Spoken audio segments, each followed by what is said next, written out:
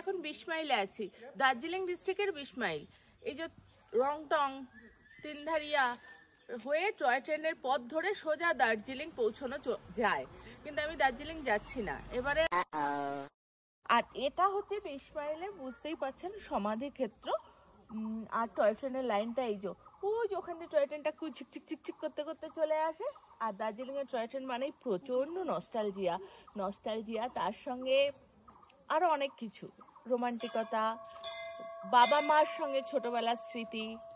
হ্যাঁ, আর সব থেকে বেশি স্মৃতি যেটা সবার মধ্যে কাজ করে সেটা হচ্ছে বাতাসিয়া লুপে সেই যে রাজেশ খান্না, মেরে সপনা কি রানী কব আয়েগি তু, তাই না?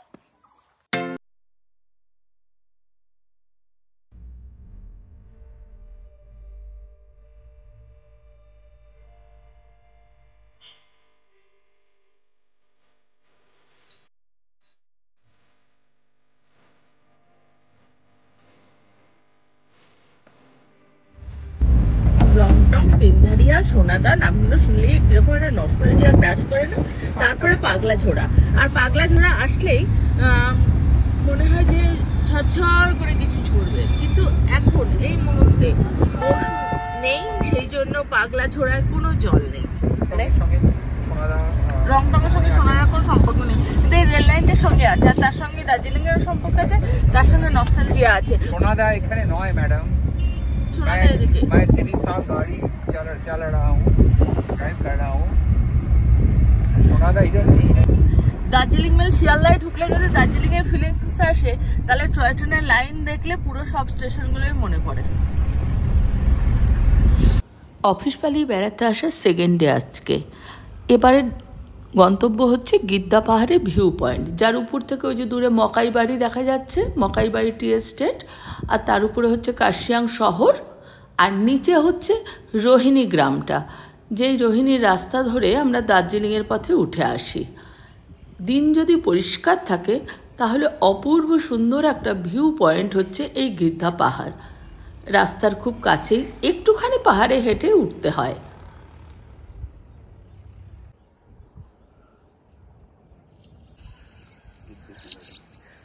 এটা হচ্ছে গিদ্দে পাহাড়।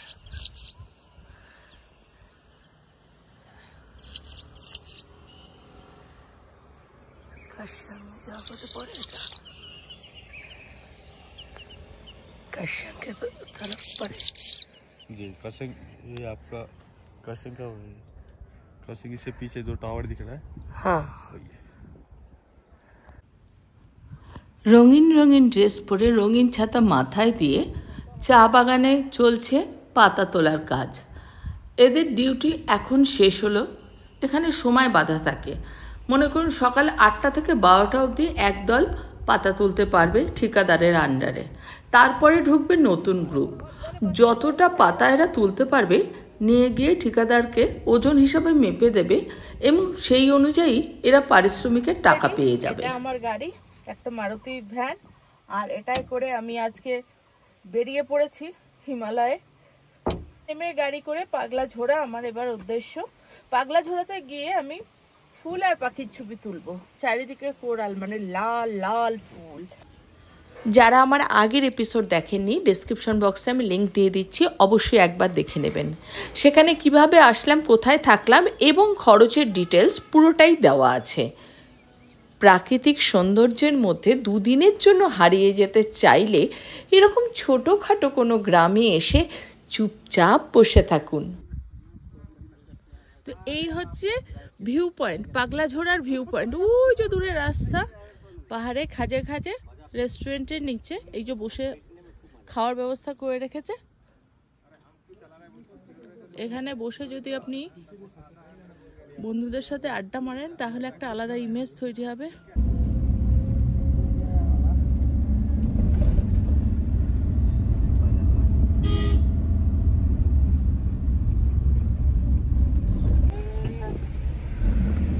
দার্জিলিংয়ের টয় ট্রেন লাইনটা তো এই রাস্তার পাশ দিয়ে যাচ্ছে। এই স্টেশনটার নাম হচ্ছে মহানদী। অ্যারো চিহ্ন দিয়ে পাহাড়ের উপরে যে রাস্তাটা চলে গেছে ওটা সোজা শিবখোলায় গিয়ে পৌঁছেছে।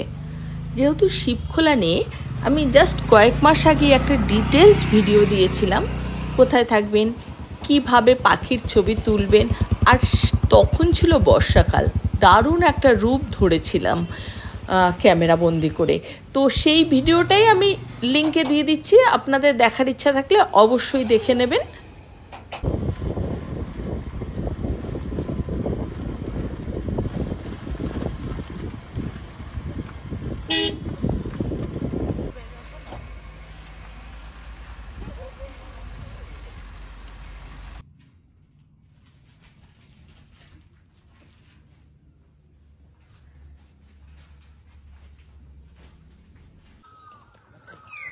Good morning. আমার গলার অবস্থা আজকে আরও খারাপ, কিন্তু ছবি ভালোই পাচ্ছি, শরীরটা খারাপ হয়নি।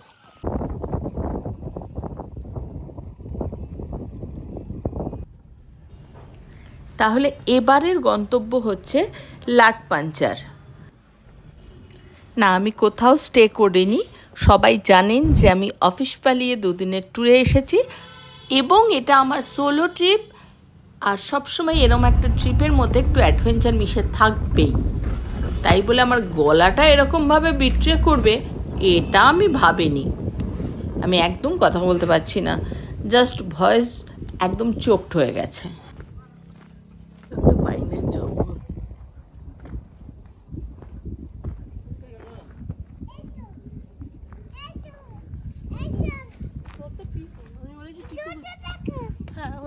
ঠাকুরকে দিয়েছে ওগুলো।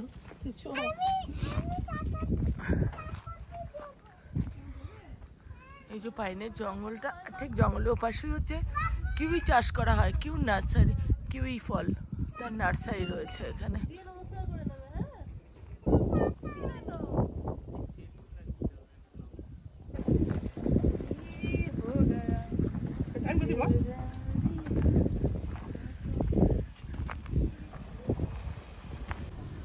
ঘড়িতে সকাল 10টা।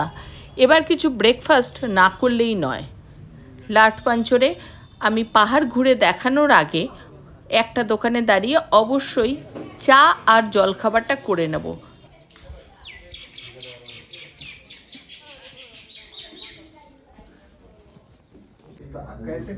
সোয়ালো পাখির বাসা আমি লাটপাঞ্চরে গিয়েও দেখাবো, যেখানে আমরা দুপুরে খেতে বসেছিলাম সেখানে ঘরের মধ্যেই পাখিরা এরমভাবে বাসা বেঁধেছে। সোয়ালো পাখি তার বাসা বাঁধে মুখে লালা দিয়ে।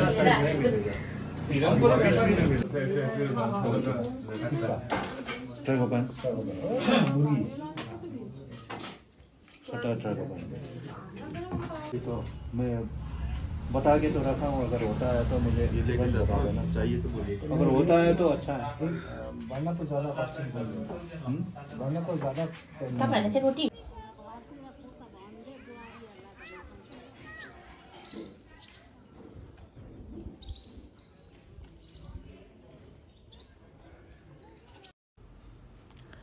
ব্রেকফাস্টের পরে আবার চলা শুরু।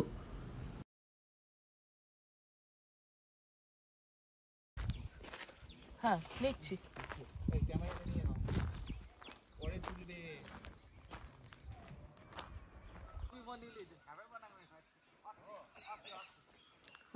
ওই নিচে যেতে হবে। দেখুন গাইড টিমটাকে নিয়ে নেমে গেছে, আমাকে এখন যেতে হবে। শরীরটা ঠিক ভালো নেই, আগেই বলেছি। গলায় টনসিল, না এই সময় নাকি টনসিল হয় না, কিন্তু ঠান্ডা লেগেছে, গলায় খুব ব্যথা, গলাটা ছিঁড়ে দিয়ে নামছি। তারপরে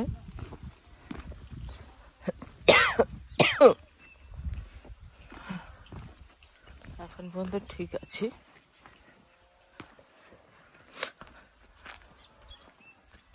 আমার টিম নেমে যাচ্ছে।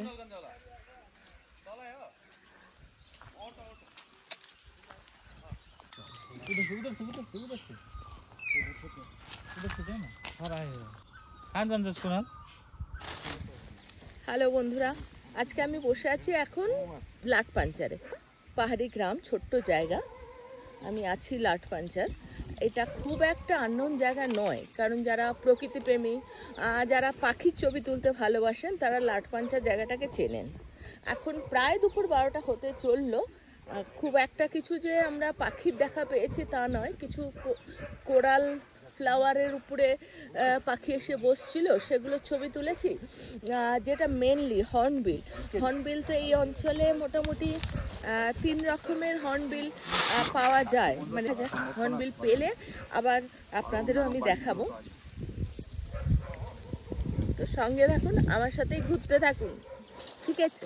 বাই। এটা হচ্ছে রাস্তা, এই যে ঢালু, এরকম ভাবে রাস্তাটা নেমে গেছে। কিন্তু হ্যাঁ, সেটা দেখেছেন? আমার যতই যাই করি,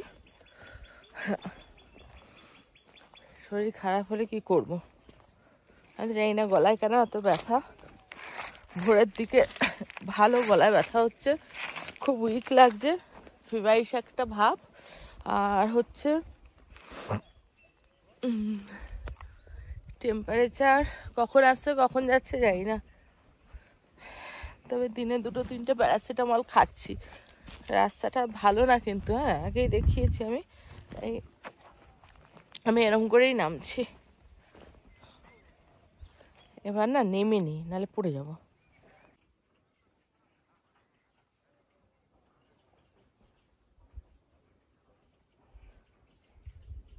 চাষ করেছে, এটা বেগুন, এটা ভুট্টা, এই যে ছোট ছোট করে চাষ করে রেখেছে।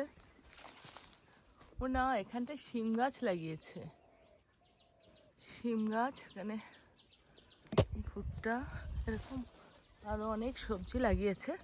তো আমাকে যেতে হবে এই রাস্তা ধরে, ঠিক আছে? ওই পাইন বনের ওখানে। খোলা আগুন কটা বাজে?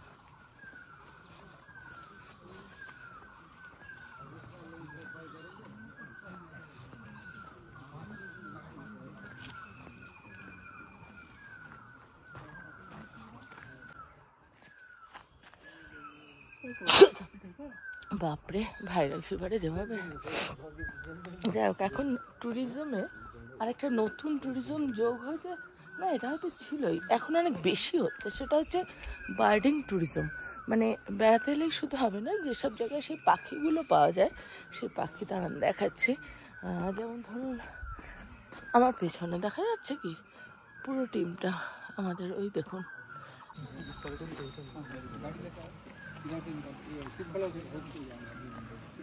किधर से जाएंगे हम? उधर से?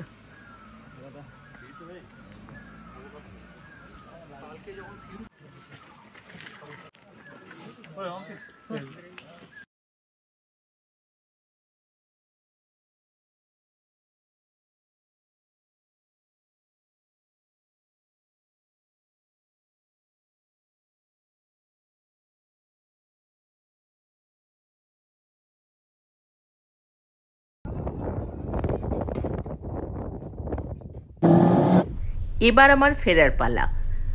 আমি শিলিগুড়ি হয়ে এনজিপিতে গিয়ে ট্রেন ধরবো। তার আগে আমার গাড়িটা দাঁড়িয়েছিল শুকনা রেল স্টেশনের উল্টো দিকে একটা পেট্রোল পাম্পে। তো সেই জন্যই আমি এরকম একটা হেরিটেজ স্টেশন দেখতে পেলাম একটু ঘুরে ঘুরে, আপনাদেরও সেটাই দেখাবো। আর তার সঙ্গে আমি বলে রাখছি, আজ রাতের ট্রেনের টিকিটটা নিয়ে আমার একটু গণ্ডগোল হয়েছে। ওই ট্রাভেল গ্যারান্টি বলে এখন অ্যাপে একটা দেখাচ্ছে না, যে টাকা বেশি দিলে ওয়েটিং লিস্টে টিকিট কাটলেও টিকিট আপনার কনফার্ম হয়ে যাবে, না হলে ডবল টাকা ফেরত দেবে। আমার কিন্তু এবার শেষ মুহূর্তে টিকিটটা কনফার্ম হয়নি, ডবল টাকা ফেরত দিয়েছিল বটে, কিন্তু সেটাও আরেক ঝামেলার ব্যাপার। শেষ মুহূর্তে আমার এক বন্ধুকে ধরে বিশেষভাবে স্পেশাল কোটায় একটা টিকিট করাতে পেরেছিলাম বলে আমি ফিরতে পেরেছিলাম সময় মতো কর্মস্থলে, না হলে যা লজ্জার ব্যাপার হতো না। এনজিপি স্টেশনটা একদম বদলে গেছে, অনেক বড় করা হচ্ছে, সেই জন্য ভাঙা চুড়ো ধুলো, অত কথায় যেতে পারছি না কারণ গলায় ব্যথা। এই ভিডিওটাকে আমি শেষ করছি। আর পরের বার যখন পালাবো তখন অবশ্যই আরেকটা সুন্দর ভিডিও আপনাদের জন্য নিয়ে আসবো।